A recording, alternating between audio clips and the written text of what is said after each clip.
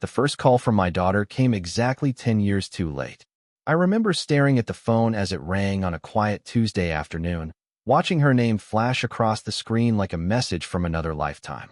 For a moment, I did not answer. Not because I was angry, not because I wanted revenge. I simply could not remember the last time she had called without needing something. My name is Richard Whitmore.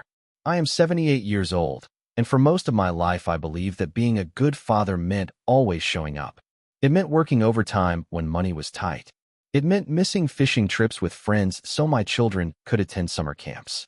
It meant helping with college tuition, first apartments, wedding expenses, and every unexpected emergency that arrived along the way. I never kept score. At least, I thought I never did.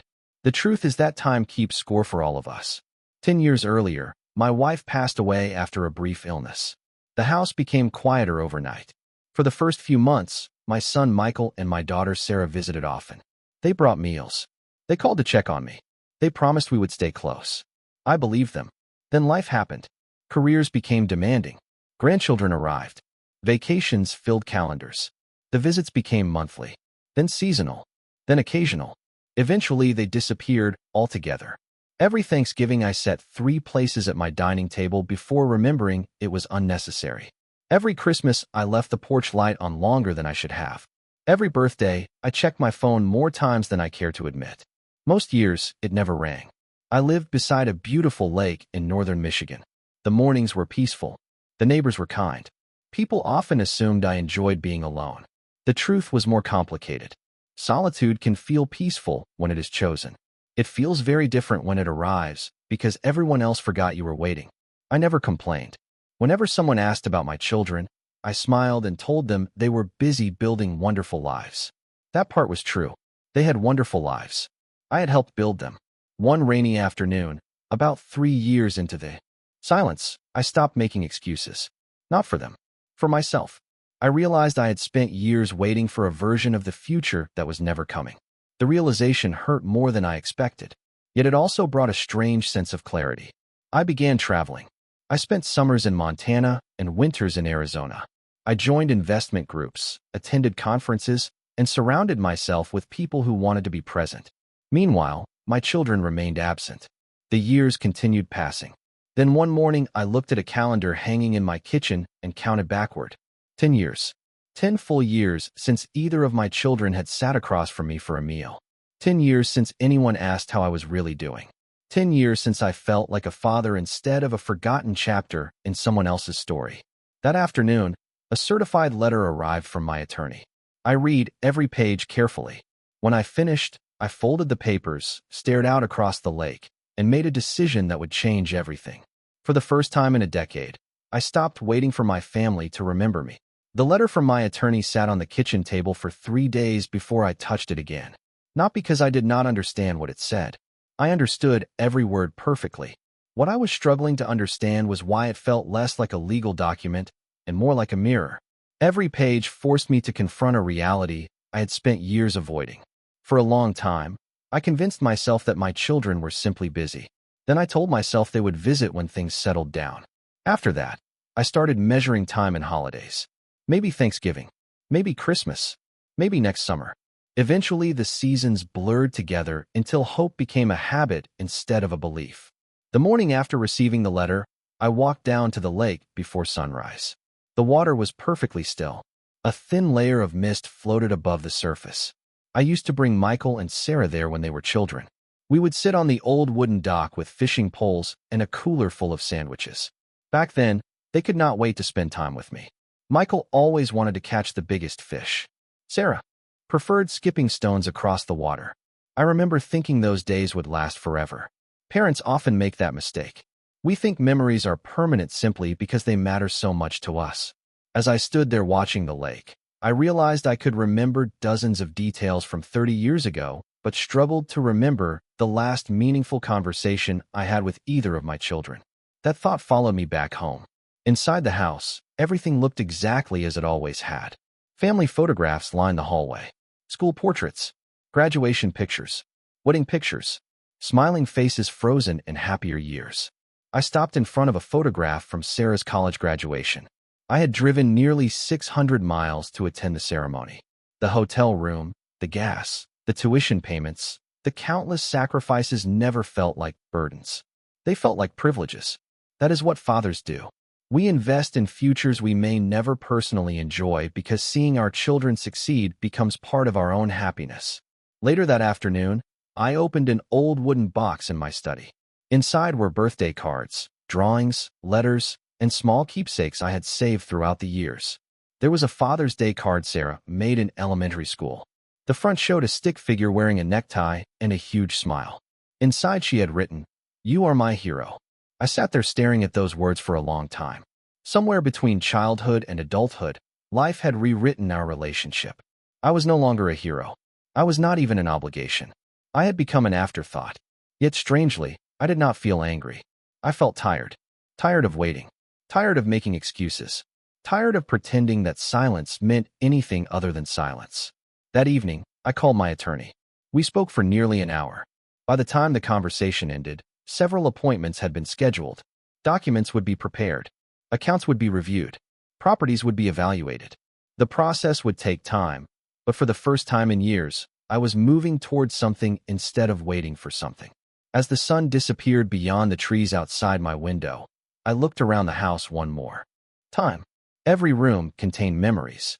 Every memory contained people who age. Over the next several weeks, my life began changing in ways that would have seemed impossible only a year earlier. Every morning, I woke up with a purpose that had nothing to do with waiting for my phone to ring. The appointments with my attorney continued. Financial statements were reviewed. Property records were organized. Investments that I had quietly built over decades were consolidated into a plan that finally reflected the future I wanted instead of the past I kept revisiting. Most people would have been surprised to learn how much of my life existed beyond that house by the lake. The truth was that while my children had gradually disappeared from my world, I had not stopped living. After retiring from my engineering career, I spent years studying markets, learning about commercial real estate, and investing carefully. I never chased risky opportunities. I preferred patience. Small investments became larger ones. Rental properties generated income. Dividend accounts grew steadily. Tom did most of the work. While many people my age worried about retirement, I had quietly built financial security that exceeded anything I once imagined possible. Yet none of it mattered when I sat alone at Thanksgiving staring at empty chairs. Money can solve many problems. It cannot create a family conversation. It cannot replace a son asking how you are doing. It cannot replace a daughter remembering your birthday. One afternoon, I visited a small coffee shop near the lake where I often spent time reading. The owner, a man named Walter, greeted me with his usual smile. He knew more about my daily life than my own children did. We talked about fishing conditions, local news, and the unusually warm spring weather. As I listened, a realization settled over me. Relationships survive through attention. Not obligation. Not history. Attention. The people who remained in my life were the people who chose to be present. That evening, I opened my email and searched for messages from Michael and Sarah. The results were almost painful to see. Months between messages. Sometimes more than a year. Most were brief. Holiday greetings sent to multiple recipients. Quick notes asking if I had received a package. Not one message asked how I was truly feeling. Not one asked whether I was lonely. Not one asked whether I needed anything. I closed the laptop and sat quietly in the darkened living room. Strangely, I did not feel bitterness. I felt certainty. For years I had viewed my situation as temporary. Now I understood it was permanent unless I chose something different. A few days later, I drove through town and met with a realtor. She walked through my house taking in. The house sold faster than anyone expected. Less than 3 weeks after listing it, a couple from Chicago made an offer. They loved the lake view, the quiet neighborhood, and the long wooden deck overlooking the water. During the final walkthrough, I followed them from room to room while they talked excitedly about future renovations and family gatherings. Their enthusiasm reminded me of another family many years earlier. For a brief moment, I could almost see my wife standing in the kitchen, smiling as she planned holiday dinners. I could almost hear Michael and Sarah running through the hallway when they were children. Then the moment passed. Memories have a way of visiting without asking permission. The trick is learning not to let them move back in. After signing the sale documents, I sat alone in my attorney's office reviewing the next phase of my plans. Most people assumed retirement meant slowing down. My version looked very different. Over the years, I had accumulated several commercial properties, a diversified investment portfolio, and ownership interests in businesses spread across multiple states. None of it happened overnight. It came from decades of patience. While other people spent money trying to impress strangers, I quietly invested. Every bonus check, every extra consulting contract, every opportunity that promised long-term value instead of immediate satisfaction. The result was a financial position far stronger than anyone in my family realized. Not because I hid it. They simply never asked. My attorney, Daniel Harper, organized several folders across his conference table. He had known me for nearly 15 years. Unlike many people, he paid attention when others spoke. "Are you absolutely certain?" he asked. It was not the first time he had raised the question. I looked out the window toward the downtown streets below. People hurried along sidewalks carrying coffee cups and briefcases. Everyone seemed focused on getting somewhere. "I have never been more certain about anything," I replied. He nodded and slid another document toward me. New trusts, updated beneficiary instructions, revised contact information. Every signature felt like another step away from the life I had spent years waiting to change on its own. A month later, the moving company arrived. By then, most of the furniture had been sold, donated, or shipped elsewhere. The empty rooms echoed when I walked through them. I carried one final box to my truck and paused in the driveway. The house looked smaller than I remembered.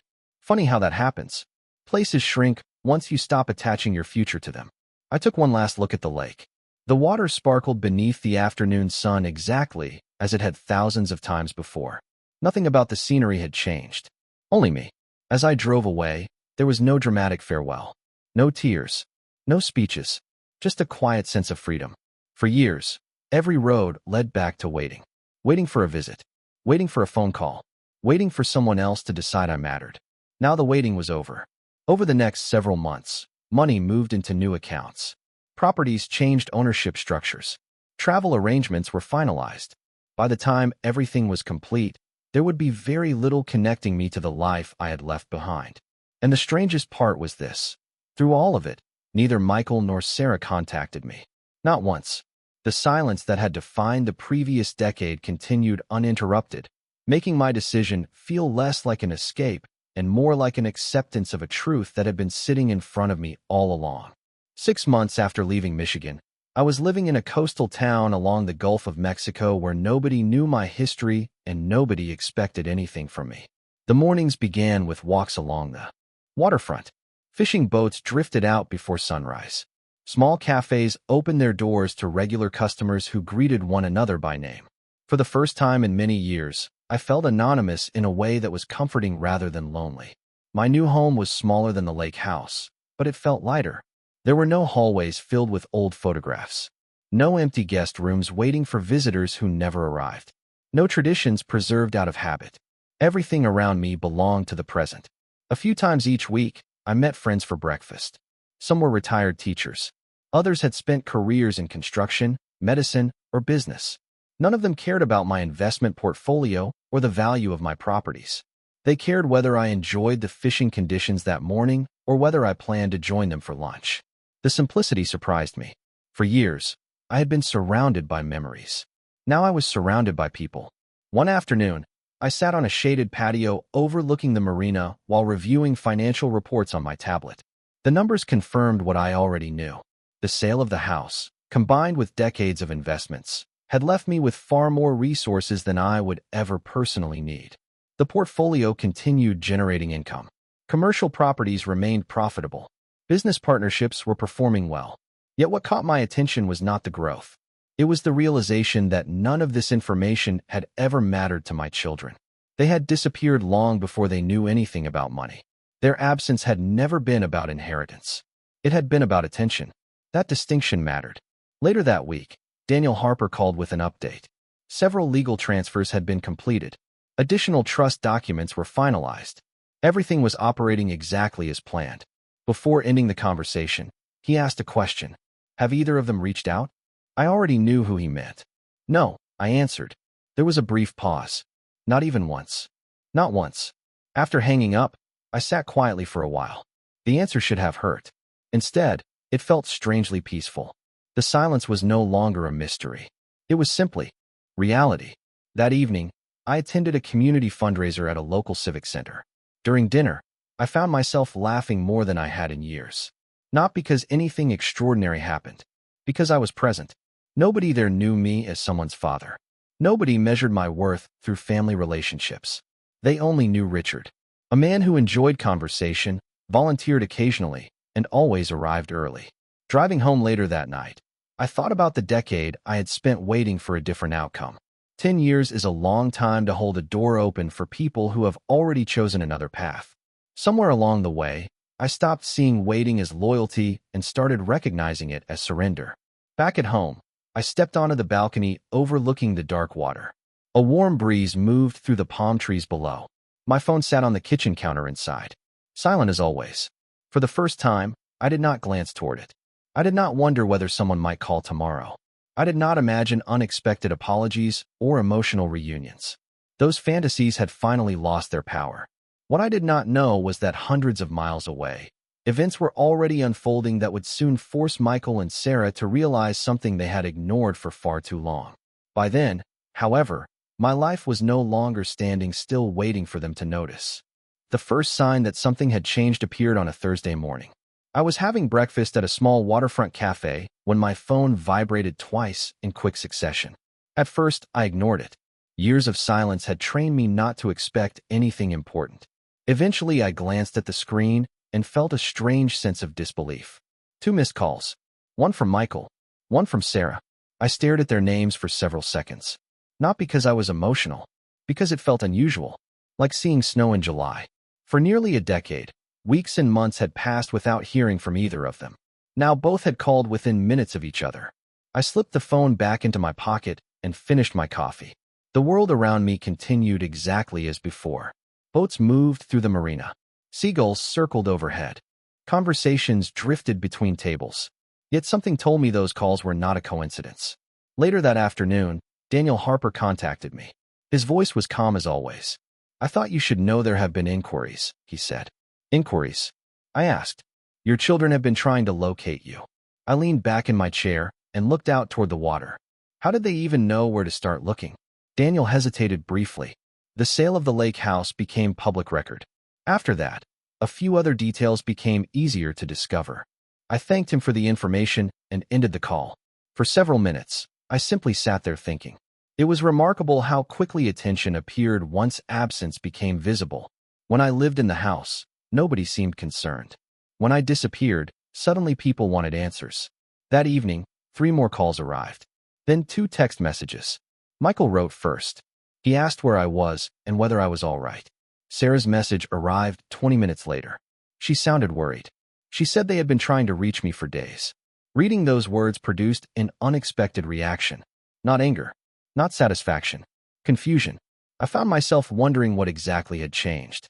Had they suddenly remembered they had a father? Had they experienced a moment of guilt? Or had my disappearance simply interrupted the comfortable assumption that I would always be there no matter how little attention they gave me? I did not respond immediately. Instead, I went for a long walk along the waterfront. The sun was beginning to set, casting golden reflections across the water. As I walked, memories surfaced one after another. Birthdays spent alone. Holidays marked by silence. Years of hoping. Years of waiting. The contrast between then and now felt impossible to ignore. Back then, I would have answered on the first ring. Back then, a single message would have brightened my entire week. But something fundamental had changed during the years they were absent. My life no longer revolved around being available whenever someone remembered I existed. When I returned home, another voicemail awaited me. This time it was Michael. His voice sounded nervous. He asked me to call him back. He said it was important. I listened twice before deleting the message. Not out of cruelty, out of clarity. For the first time in many years, I realized the situation had reversed. They were the ones waiting now, and hundreds of miles away. 2 people were beginning to understand what 10 years of unanswered silence actually felt like. For the next several days, the calls continued. Sometimes it was Michael. Sometimes it was Sarah. Occasionally, both would call within the same hour. Their messages became increasingly urgent. At first, they simply asked where I was. Then they asked whether I was healthy. Eventually, they began asking why I had left without telling anyone. That question stayed with me. Not because it was difficult to answer, because the answer had been sitting in front of them for years. One morning, while walking along the waterfront, I listened to a voicemail from Sarah. Her voice sounded strained. She said they had contacted former neighbors, old friends, and even distant relatives. Nobody seemed to know where I had gone. She ended the message by saying she was worried. As I slipped the phone back into my pocket, I found myself staring across the harbor. Worry. It was an interesting word. I remembered being worried during snowstorms when Michael drove long distances for work. I remembered being worried when Sarah underwent surgery in her 20s. I remembered worrying every holiday season when another year passed without hearing from either of them. Concern had always traveled in one direction, at least until now. Later that afternoon, Daniel Harper called again. He sounded unusually cautious. They reached out to my office, he said. I remained silent. I did not provide any information, he added. But they are asking questions. I thanked him and ended the call. That evening, I sat on my balcony watching the sunset. The sky shifted through shades of gold, orange, and deep blue. Around me, neighbors walked dogs, rode bicycles, and greeted one another with easy familiarity. It struck me how much life had expanded once I stopped centering it around absence. For years, I had defined my happiness by who was missing. Now I was learning to appreciate who was present. The following morning brought another voicemail. This one was from Michael. Unlike his earlier messages, there was no confusion in his voice. Only honesty. He admitted that too much time had passed. He admitted he should have visited more often. He admitted he had assumed there would always be another opportunity. As I listened, I felt something unexpected. Not satisfaction. Sadness. Because I recognized the mistake he was describing. It was the same mistake many people make with aging parents. They confuse availability with permanence. They assume there will always be another birthday, another holiday, another chance to reconnect. Then one day they discover time was moving faster than they realized. That evening, I opened an old notebook where I occasionally wrote down thoughts. On a blank page, I made a list. Every birthday missed. Every Thanksgiving spent alone. Every Christmas call that never came. The list grew longer than I expected. Looking at it should have made me angry. Instead, it brought clarity. Relationships do not disappear in a single moment. They fade through thousands of small choices. A call not made. A visit postponed. A conversation delayed until next month. Eventually, the distance becomes so large that neither side remembers exactly how it happened. As darkness settled outside my window, the phone rang again. This time I picked it up and stared at the screen while it vibrated in my hand. Michael's name glowed against the display. For nearly 10 years, I had waited for moments like this. Now that it had finally arrived, I realized something important. Before I answered any questions from my children, they first needed to understand what 10 years of silence had actually cost. The phone continued ringing in my hand for several seconds before finally falling silent. I never answered that call. Not because I wanted to punish Michael. Not because I enjoyed making him wait. I simply needed time to think. For 10 years, I had imagined what I would say if my children ever reached out again. Now that the moment had arrived, I discovered there were no perfect words. The following morning, I received an email from Daniel Harper. Attached was a summary of several completed financial transitions and trust arrangements. Most of the information was routine, but one paragraph stood out. Both Michael and Sarah had independently contacted his office requesting information about my whereabouts. They had also learned portions of my financial situation through public records connected to the property sale and several business holdings. I read the email twice before setting my tablet aside. The reaction surprised me less than it should have. For years, my children had known almost nothing about my life. They did not know where I traveled. They did not know what I invested in. They did not know how I spent my days. Now they were discovering that the father they barely contacted had quietly built a future larger than they ever imagined. That afternoon, Sarah left another voicemail. This one felt different. She was crying. Not dramatically, not theatrically, just the exhausted sadness of someone confronting a mistake she could no longer ignore. She said she had visited the old house and found strangers living there. She said seeing another family on the property finally made everything feel real. Then she said something that stayed with me. I kept thinking there would always be more time. After the message ended, I sat quietly on my balcony overlooking the water. The marina below bustled with activity. Boats came and went. People laughed. Children chased seagulls near the docks. Life moved forward without asking anyone's permission. For years, I believed my children would eventually return because family bonds were supposed to survive distance. What I failed to understand was that relationships require maintenance, just like anything else. Ignore a garden long enough, and weeds take over. Ignore a friendship long enough, and silence replaces familiarity. Ignore a parent long enough, and eventually you become strangers connected only by memories. 2 days later, Daniel called again. This time his tone was unusually serious. "There is something you should know," he said. Michael and Sarah had requested meetings regarding estate matters and family trusts. The information hit me like a sudden gust of wind. Not because I was angry, because it confirmed what I had quietly suspected. My disappearance had finally forced them to pay attention.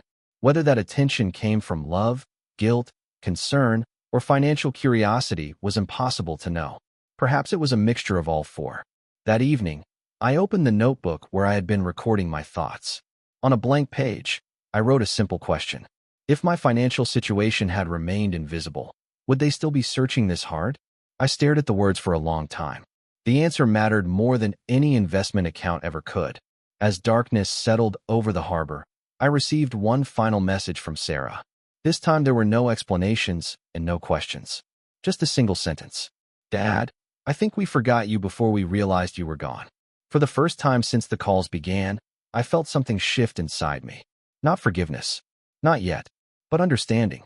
And sometimes understanding is where every honest ending must begin. I spent the next week thinking about Sarah's message. Her words stayed with me during morning walks, quiet dinners, and long evenings overlooking the harbor. "I think we forgot you before we realized you were gone." Out of everything my children had said since trying to find me, that sentence felt the most honest. Not because it erased the past. It did not. Not because it solved anything. It could not. But because it acknowledged the truth without excuses. One Friday morning, I finally made a decision. I called Daniel Harper and asked him to arrange a meeting. Not in my new town. Not at my home. Somewhere neutral. Somewhere quiet. 2 weeks later, I sat in a small private room overlooking the water at a hotel conference center. When Michael and Sarah walked through the door, both looked older than I remembered. Not dramatically older, just older in the way people become when life moves faster than expected. For a few moments, nobody spoke. Then Sarah crossed the room and hugged me. Michael followed a moment later. The embrace felt unfamiliar. 10 years creates distance that cannot disappear in a single afternoon. We sat together, around a small table, and talked for hours. They apologized. Not once. Many times. They admitted they had allowed work, schedules, responsibilities, and convenience to slowly replace family. They admitted there was never a single moment when they consciously decided to stop being present. Instead, it happened through hundreds of small decisions. Calls postponed. Visits delayed. Holidays skipped. Exactly as I had written in my notebook months earlier. Michael eventually asked the question I knew was coming. "Why did you leave without telling us?" I looked at both of them before answering. "Because I spent 10 years telling you I was still here." Neither of them argued. Neither of them looked away. For the first time in a very long time, we were having an honest conversation. Later, we talked about the investments, the businesses, and the financial success they had recently discovered. I told them the truth. None of it had been secret. They simply never asked. Sarah lowered her eyes and nodded. Michael did the same. The realization seemed to affect them more than any number attached to a bank account. As the afternoon continued, something became clear to all of us. The real loss had never been money. The real loss was time. Birthdays that would never return. Conversations that never happened. Years that could not be recovered no matter how sincere the apology. Yet despite that reality, I found myself feeling lighter than I had expected. Not because everything was fixed. It was not. Trust returns slowly. Relationships heal slowly. But healing had finally begun. Before leaving, I handed each of them a letter. I had written it days earlier. Inside was a simple message. I told them I loved them. I told them I forgave them. Most importantly, I told them that forgiveness did not change the past. It only allowed us to stop living inside it. After they left, I remained by the water for a while watching the late afternoon sun reflect across the harbor. The breeze felt warm against my face. For the first time in many years, I was not waiting for a phone call. I was not hoping someone would remember me. I was not measuring my worth through another person's attention. I had. already found peace before my children came back. That was why their return could become a blessing instead of a rescue. As I stood there watching the boats drift toward the horizon, I realized the most important lesson of my life had nothing to do with money, success, or even family. It was this: never build your entire future around people who may leave. Build a life that remains meaningful even when the chairs around your table become empty. Because the day you stop waiting to be chosen is the day you finally choose yourself.